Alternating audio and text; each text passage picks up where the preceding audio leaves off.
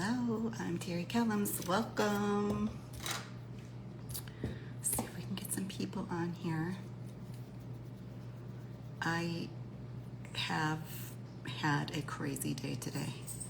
I've not slept for like 4 nights. I've been waking up earlier and earlier every night. Like it was like around 3 o'clock, then it's 2 o'clock. Then it was 1. Last night it was like midnight-ish, 12:30 or something like that, and cannot go back to sleep. So I decided I was going to get up and eat that frog. If you've ever read that book, by who wrote that book? Brian Tracy, I think. And I had 2 errands I wanted to run. I wanted to get to the grocery store, which I've been putting off for days, and I wanted to run over to Lowe's. Did that. Just like bone tired, extremely tired. Hello. Thank you for joining. Just bone tired, but decided we're moving in like 4 weeks. So every day I keep telling myself I need to do something every day. And I don't always know what the most productive thing is to do to get ready to move. Because not only are we moving out of our rental house, we're going to go stay where my husband has training outside of Nevada or outside of Vegas. We're going to stay in a campground there for 5 weeks with our 2 little dogs. And then when we come back, we're not moving back into a house until our house is done being built. So it's kind of a lot of figuring out things, and maybe that's why I'm not sleeping. Could be. So today I decided, well, you know what? When in doubt, clean. It never hurts to clean out a closet or clean whatever you can. And I just hit a wall. I was just like, my legs felt like jello, and I just thought, you know what? I can't do anymore right now. I just need to rest. My body is saying rest. I'm gonna rest. So I did. And I'm not much of a napper, but man, I really crashed. Hello. But today I'm going to talk about things I would do differently if I was starting over, knowing what I already know as a digital marketer.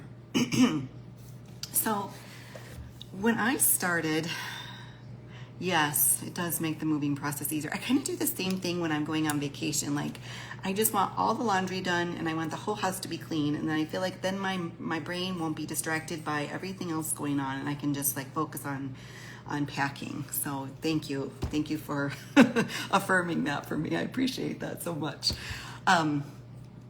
Anyway, I wanted to talk about what I would do differently, because I think if I was mentoring somebody, these are some of the things I would want to tell them.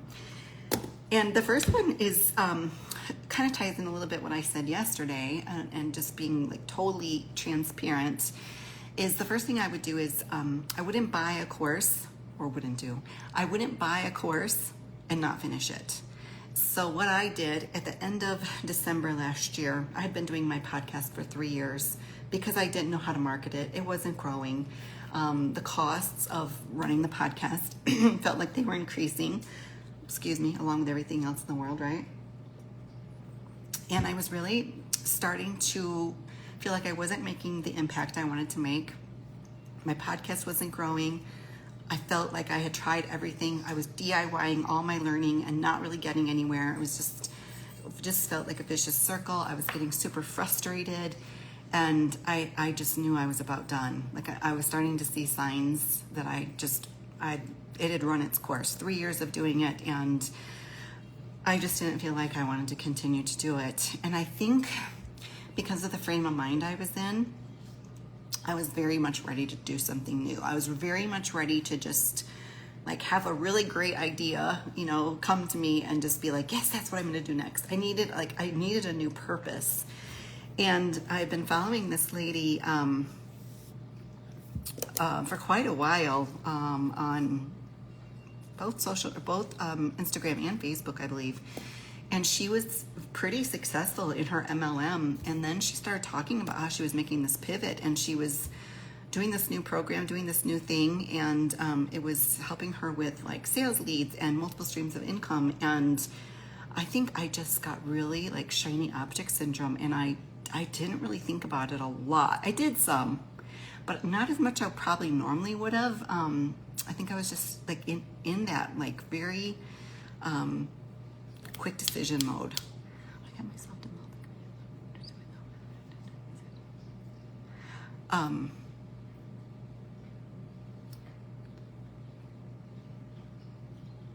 Oh, I think I understand what you're saying. I'm sorry, I'm reading a comment. I think I understand what you're saying. That makes sense. I'm going to have to go check out your account. I'm going to write down your account name. Okay. All right, thank you. So my number one thing is I wouldn't buy a course and then not finish the course. So what I did once I made the decision to join this course or buy this course because of this woman that I've been following, I did some of the initial stuff, and then I think I just got kind of bored and kind of anxious to really get going on it. So I kind of skipped ahead to like what I would consider the good stuff.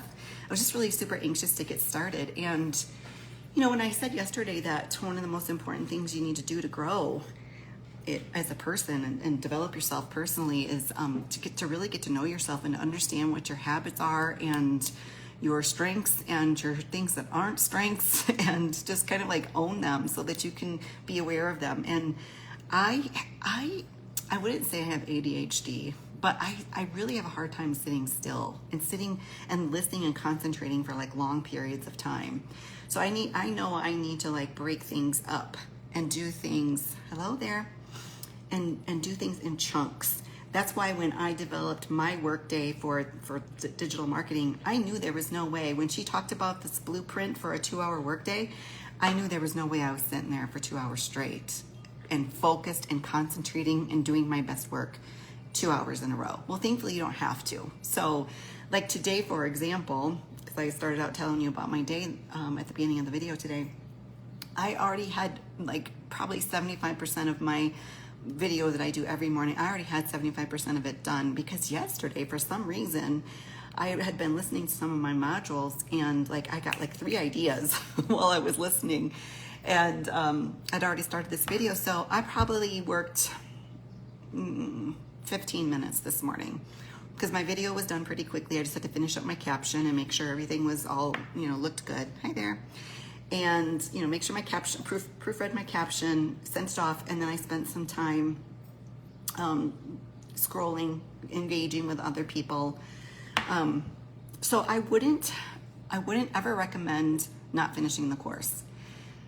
Now, there's been a lot of negativity lately about digital marketing, and I just read a woman's comments about 15, 20 minutes ago when I was scrolling through here that says that there are so many courses out there that kind of regurgitate the same information over and over and never tell you how to implement it. And I thought, ooh, gosh, that's awful. I'm not going to say that either one of the courses that the first one was a course, the second one is a program.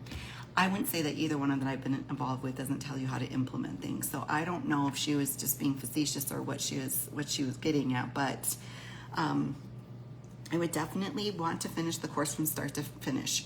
I have been awful at that. I will be the first one to tell you, I have been terrible at finishing what I started. It's probably one of my biggest flaws. And I'm working on that. I'm working on that all the time. Like the discipline that you need in order to do a business like this, it's like number one. It's like number one. Consistency and discipline. Those are the 2 things I think that are going to make someone successful in this business. And to be coachable. That's probably number 3. So don't ever buy a course and not finish it. Just finish it to the end. And then I always say this when I'm talking to my daughter about like cooking, or mostly it's baking, but it can apply to either. So like when I get a new recipe, whether it's on Pinterest, through a cookbook, wherever, a friend, I always follow it exactly how it's written, how it's given to me. And then I say to myself, I think it would be better if it had more of this or less of that. And that's the way I would approach a course or a program is, okay, I see what they're saying. I understand the gist of this, but here's where I'm going to do it just a little bit differently to meet my own authenticity. Okay, so that's number 1. I got it written down here so I don't get off track today. I always think, I'm just going to go on there for a few minutes, and then I end up being on here for like 15 minutes. The second thing that I wouldn't do is obsess over views and likes. I think when you very first start, yes, I am married, to answer the question. I've been married for, I should know this off the top of my head. We just celebrated our anniversary. Let's see, 2016, so that's 7, is that 7 years or 2000? 16 to 20 is 4 years plus 4 more years, 8 years. We've been married 8 years. We met on a dating website. We have some funny stories about that. But anyways, thank you for asking. The second thing I wouldn't do is obsessive reviews and likes, because a friend told me this when I started podcasting years ago. And we were kind of talking, we both had podcasts, and we were kind of talking about, how we were growing in our podcast, like how many, in the podcast world, it's about downloads and subscribers and reviews, and there's different metrics that you're looking at. And it can get really easy to start obsessing about those things and lose sight of the big picture. So I think at that particular time, there may have been like 100 people that had been, my average viewers or listeners were about 100. And, it felt disappointing. It felt like it should be more, because I felt like I really want to help this group of people, this group of women, these middle-aged, midlife women who, you hear it so much, that they raise their kids, they spend so much time pouring their lives into their families and running their household and raising their children, they forget to take care of themselves and to keep doing those things that they love doing that make them feel alive. Those were the women I wanted to help. I saw my mom go through this horrible midlife, just horrible. And I thought, okay, I'm going to use my skills as a leader, my skills as a coach, and my voice as a podcaster. I'm going to help these women. And it was so frustrating to me that I couldn't help them. But she told me, she said, if you had 100 of those women sitting in your living room today, and they wanted to hear what you had to say about midlife, about finding fulfillment, being fulfilled, finding your purpose, living out your passions, like, would you feel good about those 100 women? Or would you be sitting here complaining that there were only 100 of them? And I'm like, oh my gosh, such a good point. So, it's funny. I actually have 2 accounts. This was my personal account. And I wasn't huge on Instagram. For the most part, when I started social media, it was Facebook for the longest time, until the world started getting really nasty and people started just really on Facebook just start really attacking each other, and it felt like politics and that C word. And I was like, oh, this doesn't feel fun anymore. So then I came over to the Instagram side, and I started an account, but I didn't really do much with it. And then when I started the podcast, it was almost like a necessary thing, to get your podcast on and start trying to grow your audience that way. But the affiliate marketing account that I have, it's just not been growing. I honestly I have no answer for that, because for a long time I've collaborated my personal account and that account just to cross connect the audience, and it's just not growing. I haven't decided totally yet for sure if I'm just gonna give up on that account and close it. I've actually moved on to other platforms, so I'm not gonna get obsessed about it. But it's easy to get discouraged when you pick up your phone first thing in the morning, which I try not to do, and say, oh my gosh, I worked so hard on that piece of content, and only 100 people saw it, and only 2 people liked it, and nobody commented on it. I think you need to understand what's working for you, so you do need to kind of dig into your analytics a little bit. Like if you have a video that did really, really well, it's like, well, why did it do well? What was it about that? Was I really honing in on my message to who I'm speaking to? Like with my podcast, I knew it was midlife women. I wanted to help them. I wanted to help them with the things that midlife women struggle with. I knew who I was talking to.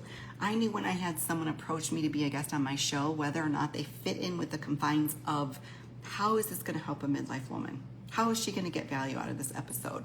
And now I think about it that way in the content. So if I see a piece of content that did really well, I'm like, well, was I really speaking to my audience that I'm trying to grow right now? Or did I just do that reel because I thought it was funny, and that's just what happened to be on my mind that day? So I think you need to really be aware of the content and why it's performing well, and maybe why it didn't as well, kind of analyze that. And when you do find what's working, just think of ways to keep recreating the same kind of content and keeping that same audience in mind. Now, I started out talking about my personal account for a moment, because I'm going to say a lot of people don't use their existing accounts because I think of my existing account, like my personal account, as just like, oh, okay, there's some fitness stuff. Let me save that. Oh, there's a really good, that's recipe sounds good. Oh, look at that cute puppy. Oh, there's some home decorating stuff. And so the algorithm can get really confused as to who you're actually, trying to reach and who, like who you're targeting here. So, the only reason I think this account is working and it's grown is because I have started to really focus in and narrow in. Now, I wasn't very active on it. So if I had been talking for the past 5 years about golf, and now all of a sudden I'm talking about digital marketing, it would take some time for the algorithm to adjust to my new content and who I'm trying to reach. So you got to kind of decide if you want to do that or not. It takes a lot of work to kind of recreate an account. It also takes some time to start up from scratch. So we talk about that inside the program. Okay, so I wouldn't obsess over views and likes, but track what's working and what's not and focus on that. And then the last thing I would do differently, this was a big one, and this is why I saved this one for last. When I first started in digital marketing, I think I started my new account like January 8th, the other account, not this one. I was all over the place. Like I was following all sorts of people, and then when I would hear this expert say this thing, I would go this way, and then I would listen to the next person and I'd go this way, and it became so confusing, and I would spend so much time reading all of the comments and trying to learn and taking notes, and I got so confused. I didn't know if I was coming or going. Like if you could look back at that early content that I did on the first account got shut down. Long story. I've already told it. First account got shut down, but if you were able to look at that, you would see I was like all over the place, like following wherever the wind would take me. I was just all over the place. And I think it's super confusing because if you follow the people who are really successful at it, they have a kind of a different set of rules. Once you get to a certain level in your following, like you can kind of do your own thing and you have a lot more leeway with the algorithm. Just the fact that you have so many followers that are like liking and saving and possibly sharing on their stories or whatever, or sharing with a friend, they get a lot more leeway. So if you're following them and you don't see a lot of the consistency that I'm talking about, that could be confusing to you. You're like, well, they don't follow these rules that everybody's saying that you should do, so maybe I don't have to follow these rules. On the other end of the spectrum, if you're following some newer accounts and they haven't figured their shit out yet, then you're just the blind leading the blind. So I think that the one thing I want to say within all of that is find a few people that you think have integrity, that you really resonate with their content. And like I've made a few friends in this space and I follow them and I support them, and I continue to do that. We're basically competitors, but I know there's enough for everybody, you guys. Don't have a scarcity mindset about that. But I support all of their things, and I think it's just like in real life, if you have a friend who owns a business, I think you should support their business. It's just like the person, and I'm sure everybody has this person in their life, like they want to show you the kids' pictures. They want to tell you all about the award their kid won at school and, all the other things their kids are doing, every cute little thing their kid did. And then when it's your turn, they're not as interested. That sucks. That sucks as a friend. So I want to be the friend that I want to have, if that makes sense. So I'm supporting my friends, even in the digital marketing space. And the ones outside the digital marketing. I have friends in MLM, just lots of different interests and friends. So I'm not saying don't follow them and support them. I'm saying like just don't let this big space confuse you, and let the expert opinions, like a sailboat take you wherever the wind goes. You will get frustrated. You will be so confused as to what kind of content you should be putting out there that every time you go to create a piece of content, it will feel like the most frustrating experience you've ever been through. See, I got some notes here. I just want to make sure I'm covering everything because I'm about ready to wrap up with y'all. Does anybody have any questions? I'm on my iPad so I can see the questions now. Thanks for being on here with me, you guys. I think the last thing that I would say, oh, hi, Rick. I think the last thing that I would say is don't get yourself all wrapped up in the comparison game, because your journey is different from everybody else's journey. There's only one you. You can't try to be like somebody else that's successful and expect to be successful, because that's them. That's not you. That's not your journey. That's not your story. You know, one of the things that reminds me, one of the things I think is so interesting about this program is she kind of gives you like the framework, like almost maybe like a template, and then you add in you, because that's what people want to know, who you are. They want to know who you are. They don't care if that you're trying to act like, you know, Jasmine Star or Jenna Kutcher or Amy Porterfield. Like, you just got to be you and continue to be authentically you and genuinely you, and you will attract the people to you that like you, that want to get to know you, and will eventually trust you. So don't get caught up in the comparison game. You'll never get anywhere doing that. You'll only get yourself frustrated and feeling like an imposter, and end up with a lot of negative self-talk in your head. So that's my last thing. All right, so how did I do today? Oh gosh, see, I don't think I have much to say, and then I get on here and 22 minutes have passed. But I will be back here tomorrow at 2 o'clock. So if you have any questions, you can DM me, comments below when I post. Let me know if there's any topics that you want me to cover. If you're interested in learning about my 2-hour daily pay blueprint, you can comment blueprint below in the comments, and I will be happy to send it over to you. Don't forget, I'm growing my YouTube channel. You can find me over there at Terry Kellums. I think I'm going to put a link in my stories today just to make it a little easy for everybody, but I'd appreciate you subscribing to my channel. When I get 50 subscribers, I can go live. So I'm kind of looking forward to that, and I appreciate you supporting me in that. So that's all I have for today. I hope you have a great rest of your day, and I'll see you back here tomorrow at 2. Take care.